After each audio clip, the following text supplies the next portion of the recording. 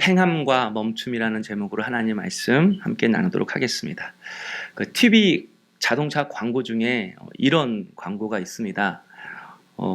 차가 별게 있나? 밟으면 딱 가고, 딱 서고, 딱 멈추면 되지. 그러면서 TV에 자막이 하나 떠요. 그런데 그게 제일 어렵습니다. 신앙도 마찬가지라고 생각합니다. 신앙이 무엇일까? 하나님이 말씀하시면 딱 서고, 딱 가고, 딱 멈춰서는 것. 말씀에 따라 내가 가고 멈춰서는 것. 그게 신앙입니다. 그러면 하나님의 말씀 따라 가고 서는 것이 무엇이죠? 순종입니다. 그래서 신앙생활의 핵심은 순종입니다. 성숙한 그리스도인의 모습도 바로 이 순종인 것입니다. 그런데 우리가 되게 순종을 생각할 때에 하나님을 위해서 내가 무언가를 하는 것, 하나님이 주신 사명에 내가 충성을 다하는 것, 그것을 순종이라고 생각합니다. 그러니까 한마디로 순종은 행함이다. 그러나 순종은 행함도 있지만 멈춤도 있습니다. 하나님이 하시는 말씀에 순종해서 멈추는 거예요. 내려놓는 거예요. 그래서 신앙은 행함과 멈춤입니다. 그리고 그 신앙의 핵심인 순종도 행함과 멈춤이라는 거예요. 그런데 이게 어렵습니다. 하나님의 말씀을 따라 내가 가고 서는 것이 쉽지만은 않습니다. 근데 오늘 본문에 보면 그 순종을 잘하는 사람이 나옵니다. 바로 다윗입니다. 다윗은 외모나 능력이나 가정 환경으로, 가정 배경으로 그가 왕이 되고 하나님께 쓰임 받았던 사람이 아닙니다. 다윗은 언제나 하나님이 말씀하시면 가고 말씀하시면 멈추는 그런 순종의 사람이었습니다. 그 순종이 다윗으로 하여금 왕이 되게 하고 그 순종의 삶이 하나님으로부터 내 마음에 합한 자다라고 하나님께 인정받는 믿음의 사람이 되었습니다. 저는 우리 모든 성도님들도 행함과 멈춤을 잘할 수 있는 그런 믿음의 사람, 순종의 사람이 될 수 있기를 소망합니다. 그렇다면 하나님은 왜 우리에게 때로는 가게 하시고 때로는 멈추게 하시는가? 우리에게 순종을 원하시는 그 이유가 무엇인가? 오늘 말씀을 통해서 함께 나누기를 원합니다. 첫째로 다윗은 멈춤의 사람이었습니다. 다윗은 왕이 되고 나서 나라를 강하게 했습니다. 영토를 확장시키고 왕권을 안정시켰습니다. 그러니까 할 수 있는 것은 왕으로서 다 했어요. 그런데 한 가지 더 하고 싶었던 게 있었습니다. 성전 건축입니다. 왕으로서 다른 건 다 했는데 한 가지 못한 거, 성전 건축. 다윗은 그것까지 하고 싶었어요. 그런데 하나님의 대답은 노였습니다. 오늘 8절에 보면요. 내 이름을 위하여 성전을 건축하지 못하리라. 하나님께서 성전 건축을 못하게 하신 거예요. 하지만 사실 누가 봐도 이 성전 건축을 제대로 할 사람은 다윗밖에 없습니다. 다윗은 왕이니까 능력도 있고 힘도 있고 재력도 있습니다. 일꾼도 얼마든지 모을 수 있습니다. 그리고 무엇보다도 7절에 보니까요. 내 하나님 여호와를 위하여 성전을 건축할 마음이 있었으나 어느 누구보다도 성전을 건축하고 싶은 그런 간절한 마음이 다윗에게 있었다라는 거예요. 그러니까 가장 성전 건축을 할 사람 그러면 다윗인 거죠. 그런데 하나님이 그것을 못하게 하신 거예요. 하나님이 노라고 말씀하신 것입니다. 그런데 더 놀라운 것은 하나님의 이 노 앞에 다윗이 믿음으로 순종한 거예요. 성전 건축을 하고 싶은 간절한 마음이 있었지만 하나님의 말씀 앞에 자기의 뜻을 다윗이 내려놓은 거죠. 그러니까 다윗이 하나님의 말씀 앞에 멈춘 것입니다. 성도 여러분, 우리는 하나님이 노라고 말씀하실 때 다윗처럼 멈출 수 있는 사람이 과연 얼마나 될까요? 그 일을 하지 말라고 했을 때, 그곳을 가지 말라고 했을 때, 그 사람을 만나지 말라고 했을 때, 그것을 포기하라고 했을 때, 그럼 과연 몇 명이나 그것을 멈추고 그것을 내려놓을 수가 있을까요? 이것이 바로 다윗과 우리의 차이점입니다. 그러나 여러분, 하나님이 우리에게 멈추라고 하실 때는 분명한 하나님의 이유가 있습니다. 오늘 8절에 보면 하나님께서 다윗에게 성전 건축을 하지 말라고 하신 그 이유가 나옵니다. 너는 피를 심히 많이 흘렸고 크게 전쟁하였느니라. 다윗이 전쟁에서 피를 많이 흘렸기 때문에 성전 건축을 할 수 없다고 하나님이 말씀하셨어요. 사실 이 성경 구절, 이 본문이 굉장히 난해한 구절입니다. 해석하기가 좀 어렵습니다. 여러 가지 해석한 내용들이 있지만 사실 좀 제가 말씀을 준비하면서 제 마음에 이게 와닿지가 않더라고요. 여러분, 전쟁을 많이 흘렀다라는 것은 어떻게 보면 왕으로서 당연히 해야 할 일입니다. 백성을 지켜야 하면, 나라를 지키려고 하면 전쟁을 치러야 합니다. 전쟁을 치르지 않는다면, 그래서 백성도 지키지 않고 나라도 지키지 않고 땅도 지키지 않는다면 오히려 그것은 무능력한 왕이고 왕으로서의 직무유기인 것입니다. 당연히 왕은 전쟁을 해야 되는 거예요. 무엇보다도 다윗이 이렇게 많은 전쟁을 했던 이유는 그가 전쟁광이어서, 호전적이어서 전쟁을 이렇게 한 것이 아닙니다.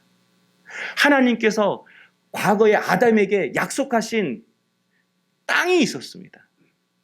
그런데 다윗이 그 약속을 믿음으로 받아들이고 전쟁을 치른 거예요. 그래서 다윗 때에 비로소 아브라함에게 약속하신 그 땅을 거의 회복할 수가 있었습니다. 그러니까 다윗이 전쟁을 한 것은 믿음의 행위인 것입니다. 하나님의 약속을 믿고 순종한 것입니다. 그런데 그것 때문에, 전쟁 때문에 성전을 짓지 말라요. 오히려 성전을 지을 수 있는 자격이 다윗인데 피를 흘렸기 때문에, 전쟁을 많이 했기 때문에 성전을 짓지 말라. 이해가 안 되는 거예요. 저만 이해가 안 되는 겁니까? 제가 답답했어요, 이 말씀을 읽을 때마다. 그런데 말씀을 묵상하면서 제가 고린도후서 12장 7절에서 힌트를 얻었습니다. 여러 계시를 받은 것이 지극히 크므로 너무 자만하지 않게 하시려고 내 육체에 가시곧 사탄의 사자를 주셨으니. 여러분, 사도 바울은 위대한 전도자죠. 유럽, 로마까지 복음을 전했던 사람입니다. 신학의 절반 이상이 사도 바울이 쓴 사람이고, 그리고 그는 천국을 3번이나 갔다 온 영적인 사람이었습니다. 그런데 그렇게 열심히 주의 일을 하는 사도 바울에게도 육체의 가시가 있었대요. 아픈 몸이 있었대요. 아픈 병이 있었대요. 그래서 사도 바울이 다른 것 아니고, 내가 주의 일을 더 열심히 할 테니까 하나님 이 육체의 가시를 빼주세요. 이 육체를 고쳐주세요. 그렇게 3번이나 간절히 기도했다고 합니다. 그런데 하나님의 대답은 노였대요. 거절하셨대요. 그 이유가 바울이 자만하지 않게 하기 위해서 그랬다라는 거예요. 하나님은 사도 바울이 끝까지 변질되지 않고 주의 길을 겸손히 가게 하시기 위해서 사도 바울의 몸에 육체의 가시를 그대로 내버려 두었다라는 거예요. 여러분, 그러고 보면 다윗도 마찬가지입니다. 다윗이 피를 많이 흘렸다는 게 무슨 뜻일까? 이 말은 많은 전쟁을 했다. 다시 말해서 많은 일을 했다는 거잖아요. 정말 다윗은 많은 일을 했습니다. 영토를 확장시키고 왕권을 안정시키고 백성을 보호하고, 그리고 모든 예배 찬양 조직을 새롭게 하고 나라도 강하고 부유해졌습니다. 왕으로서 누구보다도 더 많은 일을 했습니다. 그런데 다윗이 생각하니까 이 모든 걸 다 했어도 한 가지 안 한 게 있었어요. 바로 그것이 성전 건축이었어요. 내가 이 성전 건축만 하면 내가 왕으로서 할 수 있는 것은 다 한다. 그런 마음이 다윗에게 있었다라는 거예요. 그런데 하나님이 그 한 가지를 못하게 하시는 거예요. 성전 건축만 하면 다윗은 이제 모든 걸 다 하는데, 정말 위대한 왕이 되는 건데 그 한 가지를 하나님이 못하게 하시는 거예요. 아담에게 그랬잖아요. 동산의 모든 실과는 임의로 먹되 선악과만은 먹지 말라. 그 이유가 무엇이죠?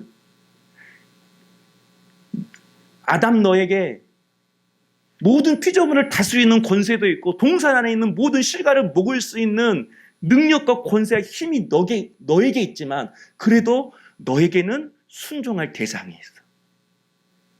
나는 창조주고 너는 피조물이야. 언제나 너는 내 앞에 순종하고 나를 의지해야 돼. 하나님께서 아담의 자리를 정해주시는 거예요. 왜요? 그게 복이니까. 그게 은혜니까. 마찬가지입니다. 다윗에게도 성전을 짓지 못하는 그 이유는 하나님이 다윗에게 다시 한번 다윗의 자리를 정해주시는 거예요. 네가 왕으로서 모든 것을 할 수 있어도 못할 수 있는 게 있어. 그게 바로 나야. 내가 모든 사람들이 너를 순종하고 너의 말을 따를지라도 네가 순종하고 예배할 대상이 있어. 그것이 바로 나야. 하나님이야. 성전 건축의 거절을 통해서 다윗을 겸손케 하신 거예요. 여러분, 사실 힘이 있고 능력이 있고 재력이 있으면 그래도 나 하나님 겸손하게 섬기겠습니다라고 많은 사람들이 많았지만 사실 그렇게가 굉장히 어렵습니다. 힘이 생기고 능력이 생기고 재력이 생기면요, 교만하게 되어 있어요. 자만해지게 되어 있어요. 교만하고 자만해지면 어떻게 되어지는가? 영적으로 탁해져요. 그래서 결국 불순종의 길을 걸어가는 것입니다. 누가 그랬죠? 다윗 이전에 사울왕이 그랬어요. 힘이 있고 능력이 있고 권세가 있었어요. 그것 때문에 교만하고 자만해졌어요. 그래서 결국 하나님께 버림을 받았어요. 그래서 하나님이 다윗에게 이 성전 건축을 거절하신 그 이유는 다윗을 사랑하기 때문에 그렇습니다. 사울왕처럼 자신의 힘 때문에 변절되는 인생이 아니라 하나님이 주신 그 은혜를 의지하며 겸손히 끝까지 왕으로서의 그 역할을 감당하게 하시려는 하나님의 뜻이 하나님의 거절 가운데 있었다라는 거예요. 그러므로 사랑하는 성도 여러분, 때로는 하나님 우리를 멈추게 하실 때가 있습니다. 제가 너는 피를 많이 흘려서 성전 못 지어, 이 한 구절 때문에 제가 한 주간 동안 몸부림을 쳤습니다. 서점을 몇 번이나 들락달락했습니다. 다해석이 돼 있어도 제 마음에 이게 닿지가 않아요. 근데 말씀을 준비하면서 먼저는 그냥 받아들이는 거예요. 멈추게 하신 이유, 실패하게 하시는 이유, 포기하게 하신 이유, 안 되게 하시는 이유. 왜죠? 이렇게 하나님의 거절 가운데에는 다윗을 향한 사랑이 있었던 것처럼 때로는 우리를 향한 그 하나님의 거절 속에도 우리를 향한 하나님의 사랑과 선함이 담겨져 있기 때문에 그렇습니다. 성경에 보면요, 재미있는 건 모세도 그랬다라는 거예요. 모세는 80세에 하나님의 부름을 받았어요.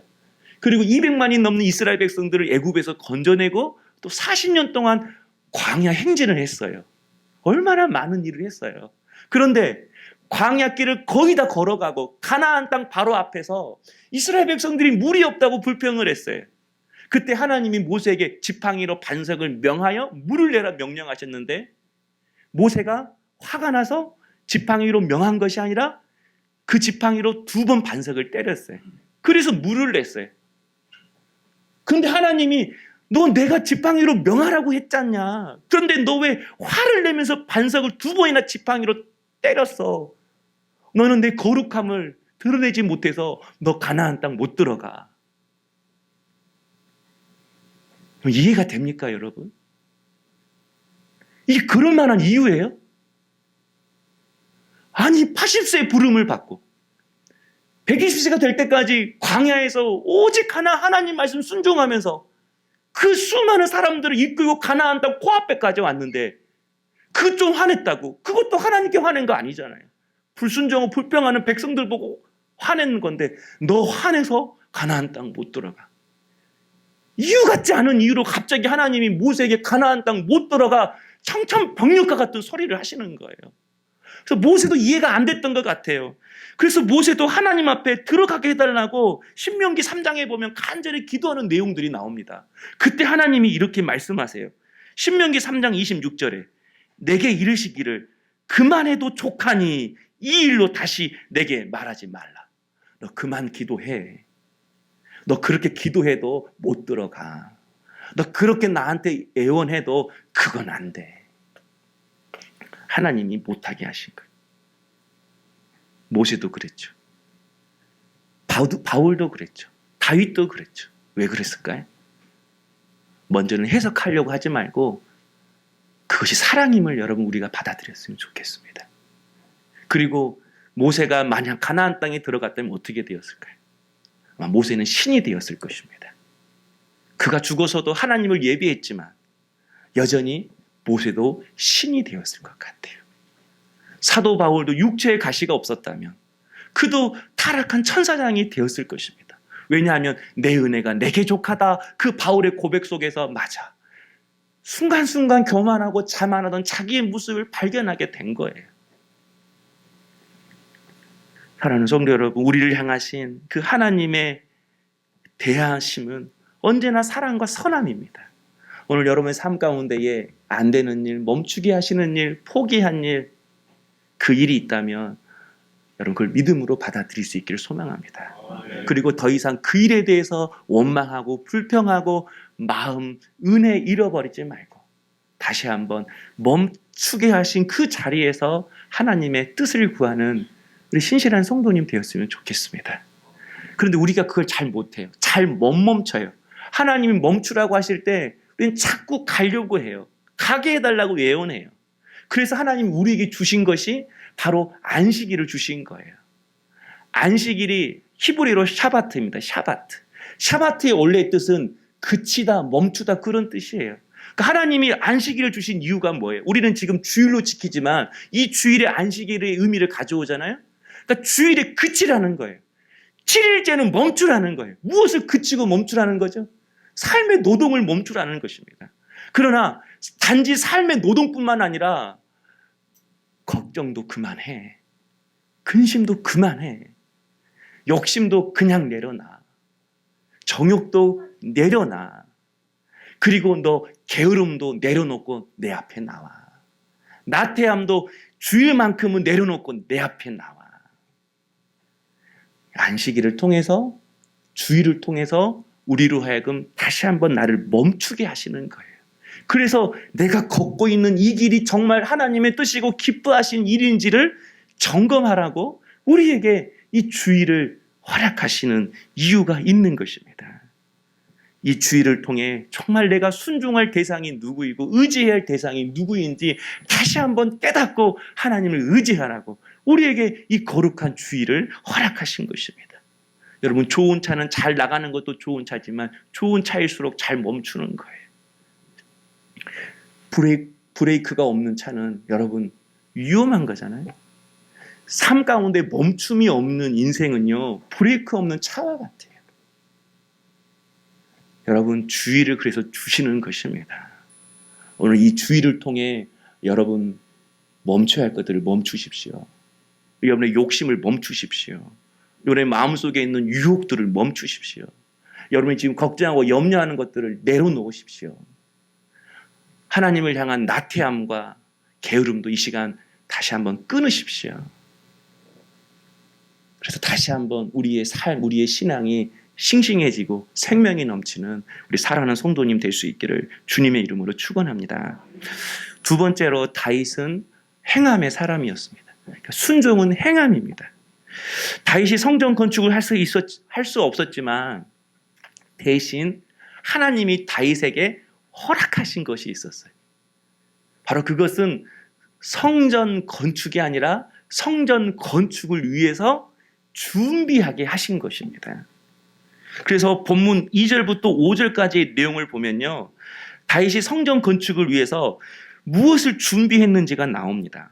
2절에 보니까 이방 사람들을 모았대요. 일꾼을 모은 거죠. 그리고 석수를 시켜서 성전에 쓰일 돌을 미리 다듬어 놓았습니다. 3절에는 철을 준비했고요.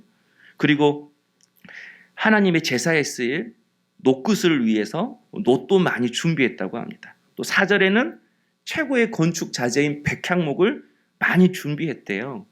그런데 이 준비를 어떻게, 언제까지 했어요? 5절에 나오죠.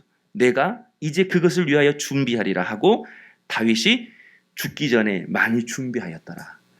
죽기 전까지 준비했다라는 거예요. 평생 준비했다라는 거예요. 여러분, 차라리 성전 지은 게 더 낫지 않겠어요? 아니, 성전 짓지 말라고 하면서 하나님은 오히려 평생 동안 성전 건축을 위해 준비하게 하셨어요. 그러니까 하나님이 그렇게 하신 것도 있지만 다윗이 평생 동안 이 성전 건축을 위해서 솔로몬이 이 성전을 잘 지을 수 있도록 준비했다라는 거예요. 여러분, 이 본문 말씀을 보면서요, 하나님은 왜 성전 건축은 하지 말라고 하면서 성전 건축을 위해서 준비하라고 허락하신 그 이유는 무엇일까요? 아니, 더 다윗의 마음은 화나지 않겠어요? 낙심되지 않겠어요? 그냥 안 시켰으면 안 보게 하시면 되는데 준비만 시키는 거예요. 그 이유는 진정한 성전은 건물이 아님을 가르쳐 주는 거예요. 진정한 성전은 완성된 건물이 아니라 백향목과 철과 금과 은으로 만들어진 완성된 건물이 아니라 하나님의 뜻에 따라 행하고 멈추는 다윗 자신이 하나님의 성전이라는 것을 가르쳐 주시기 위함인 거예요. 하나님의 뜻에 따라 멈추고 행하는 그런 삶이 바로 성전된 삶임을 하나님이 성전 건축 준비를 통해서 말씀해 주시는 것입니다. 그래서 역대상 28장 19절을 한번 보면 이렇게 나와 있어요. 다윗이 그냥 준비한 게 아니에요. 다윗이 이르되 여호와의 선이 내게 임하여 이 모든 일의 설계를 그려 나에게 알려주셨느니라. 그냥 준비하는 것이 아니라 하나님이 어떻게 준비하라고 설계도를 주셨대요. 그 설계도 보고 준비한 거예요. 그러니까 다윗은 그냥 성전 건축을 준비한 것이 아니라 하나부터 10까지 다 하나님 앞에 묻고 준비한 거예요. 또 묻고 준비한 거예요. 그것이 언제까지요? 죽기 전까지. 여러분, 이게 성전이라고 말씀하는 거예요. 하나님은 우리에게 완성된 건물을 원하시는 것이 아니라 하나님이 주신 설계도에 따라 하나님이 주신 그 음성과 그 뜻에 따라 우리의 인생을 아름답게 만들어 가는 것, 그것이 성전이고 그것이 성전된 삶임을 우리에게 다윗을 통해 말씀해 주는 것입니다. 사랑하는 성도 여러분, 그래서 우리가 이번에 성경 읽기를 하는 것은 하나님으로부터 이 설계도를 받기 위함이에요. 내 인생을 세우기 위해, 내 가정을 세우기 위해 하나님께 설계도를 받고 준비하는 거예요. 단지 죄의 기준만을 내가 정하는 것이 아닙니다. 내 삶을 세워갈 신앙의 기준을 내가 세워서 주님 앞에 적고 그것대로 내가 준비하고자 몸부림치는 것입니다. 여러분, 이번 성경 읽기를 통해서 인생의 설계도, 내 미래의 설계도, 우리의 가정에 하나님 주신 설계도를 받고 그 설계대도로 행할 수 있는 우리 사랑하는 성도님 될 수 있기를 주님의 이름으로 축원합니다. 여러분, 다윗의 말씀을 준비하면서 이런 생각을 했어요. 다윗의 일생 중에 다윗이 가장 잘한 일이 무엇일까? 여러분 한번 생각해 보세요. 다윗 이야기 거의 다 알잖아요. 다윗의 일생 중에서 다윗이 가장 잘한 일이 무엇일까? 여러분 무엇이라고 생각하세요? 한 가지만 뽑으라면. 네, 막 입으로 보고 말씀하려고 하는데, 저는 다윗이 골리앗과 싸워서 그 싸움에서 이긴 일이라고 생각했습니다. 왜냐하면 그 일이 계기가 되어서 다윗이 세상에 드러나게 되었고 그것 때문에 왕의 길을 걷게 되었습니다. 그런데 깊이 생각해 보면요, 그게 아니에요. 다윗이 그의 인생에 있어서 가장 잘한 일은 아버지 이새의 말에 순종한 것 때문에 그렇습니다. 사울이 왕이었을 때 블레셋 사람들이 이스라엘을 공격해 옵니다. 그때 사울 왕이 군사를 모집하죠. 그때 이새의 아들, 다윗의 형들이죠, 세 아들이 그 전쟁에 참전을 합니다. 근데 시간이 지나서 아버지가 전쟁에 나가 있는 그 아들들에게 양식을 좀 가져다 주고 싶은 거예요. 그런데 이새의 집에서 전쟁터까지 60리입니다. 24km나 돼요. 그리고 세 사람의 양식이니까 무게가 있습니다. 상당히 무거운 그 도시락을 들고 24km 떨어진 그 전쟁터까지 간다라는 것은 여간 쉬운 일은 아닙니다. 그런데 그 일을 이새가 누구를 시키죠? 다윗을 시킵니다. 그런데 다윗은 막내잖아요. 다윗 위로도 4명의 형이 지금 더 있습니다. 그러면 그 위험한 전쟁터에서 막내를 보낼 게 아니라 아버지의 마음이라면 누구를 보내겠어요? 셋째까지 갔으니까 그 다음 넷째, 그 넷째를 보내지 않겠습니까? 그런데 다윗에게 아버지가 그 일을 맡깁니다. 이유가 뭘까요? 아버지는 안 거죠.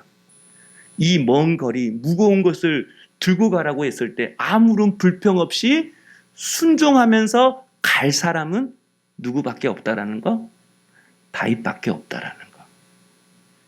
그리고 다윗이 그 아버지 이새의 말에 순종해서 전쟁터로 갑니다. 여러분, 그 순종이 다윗을 바꾼 거예요. 골리앗과의 그 싸움, 우리가 보기에는 위대한 믿음이고 위대한 싸움인 것 같지만 그 위대한 행동이 다윗의 인생을 반전시킨 것이 아니라 아버지가 시켰던 그 작은 말씀에 했던 그 작은 순종이 다윗의 인생을 바꾸었다는 거예요. 그 순종 때문에 이스라엘 모독하는 골리앗을 목격하게 되었고, 그래서 그 골리앗과 싸우게 되었고, 그리고 지금의 다윗이 있게 된 것입니다. 여러분, 우리의 인생은 어떤 순종에서 바뀔지 몰라요. 때로는 이것이 작은 일이라 할지라도, 이게 사소한 일이라 할지라도, 그것이 하나님이 원하시는 것이라면 내가 순종할 때에 그 순종을 통해서 우리의 인생이 달라지고 변화되어지는 것입니다. 그래서 여러분, 솔로몬이 지은 성전 건축을 보면요, 90이 준비인 거예요. 다윗이 90%를 준비했고요, 솔로몬은 10%밖에 하지 않았어요. 여러분, 우리 인생의 90이 준비입니다. 무슨 준비가 필요할까요? 순종할 준비가 우리에게 필요하다고 생각합니다. 하나님이 말씀하시면 행하고 멈출 수 있는 그런 순종의 사람. 그래서 열왕기상 6장 7절에 보면 이렇게 말하고 있어요. 이 성전은 건축할 때에 돌을 그 뜨는 곳에서 다듬고 가져다가 건축하였으므로 건축하는 동안에는 성전 속에서는 방망이나 도끼가 모든 철 연장 소리가 들리지 아니하였다. 정작 솔로몬이 성전을 지을 때는 철 연장 소리가 들리지 않았대요. 여러분, 그 웅장한 성전을 지었는데 망치 소리가 들리지 않았대요. 철 소리가 들리지 않았대요. 왜요? 다윗이 이미 그 설계대로 돌을 다 다듬어 놨어요. 나무를 다 다듬어 놨어요. 그래서 성전 건축하는 그 자리에서는 맞추기만 하면 되는 거예요. 그러니까 소리 없이 성전 건축이 이루어지는 거예요. 여러분, 우리의 인생에 소리가 나는 이유가 무엇입니까? 우리 인생이 이제 복잡하고 시끄러운 이유가 무엇입니까? 인생에 설교대가 없기 때문에 그래요. 설계도 없이, 하나님이 주신 음성 없이, 하나님의 뜻 없이 내 마음대로, 내 뜻대로 살아가기 때문에 우리 인생이 그렇게 복잡하고 시끄러운 거예요.